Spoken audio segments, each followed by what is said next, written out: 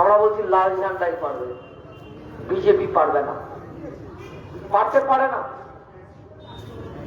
আপনার মনে হচ্ছে আপাত দৃষ্টিতে রাজ্যটা খুব ভালো আছে। কোনদা বলছিল আমাদের জেলায়, শুধুমাত্র আমাদের জেলায় 8খানা চটকল বন্ধ, শুধুমাত্র আমাদের জেলায়। কেন্দ্রের সরকার পাটের অর্ডার কমিয়ে দিয়েছে, লড়াই কোথায়?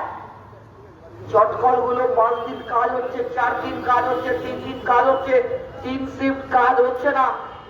আমাদের রাজ্যের লক্ষ লক্ষ ছেলেমেয়েরা চলে যাচ্ছেন পরিযায়ী শ্রমিক হয়ে পশ্চিমবাংলার বাইরে কাজ করতে। আবার বাংলা বলার অপরাধে পশ্চিমবাংলার বাইরে তারা মার খাচ্ছেন, খুন হচ্ছেন। আর পশ্চিমবাংলার মুখ্যমন্ত্রী উনি কখনো মহাকাল মন্দির করবেন, কখনো দুর্গা মন্দির করবেন। 2011 সালে যারা তৃণমূলকে ভোট দিয়েছিলেন, আপনি বলেছিলেন নাকি যে একটা দুর্গা মন্দির করতে হবে? 2011 সালে অনেক লোক এই মাইকের আওয়াজ শুনছেন, এসে বলে যাবেন, আপনি বলেছিলেন নাকি যে একটা ওই মহাকাল মন্দির করতে হবে? বা পূর্ব মেদিনীপুর জেলায় যারা তৃণমূলকে ভোট দিয়েছিল তারা কেউ বলেছিল নাকি জগন্নাথ মন্দির করতে হবে?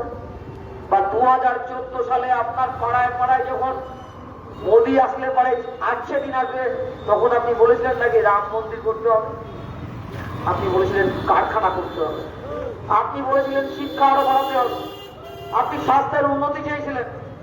আর আজকের পশ্চিম বাংলায় 8000 স্কুল বন্ধ, পাড়ায় পাড়ায় মদের দোকান খুলেছে।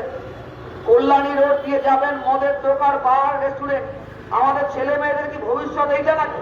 পাড়ায় পাড়ায় মদের দোকান, বার, রেস্টুরেন্ট হবে আর 8000 স্কুল বন্ধ হয়ে যাবে। আমাদের সবার ছেলে মেয়েরা কি Saint Augustine, Saint Thomas Auxilium কনভেন্টে পড়তে পারে? আসলে চাইছে লেখাপড়া বন্ধ হয়ে যাক।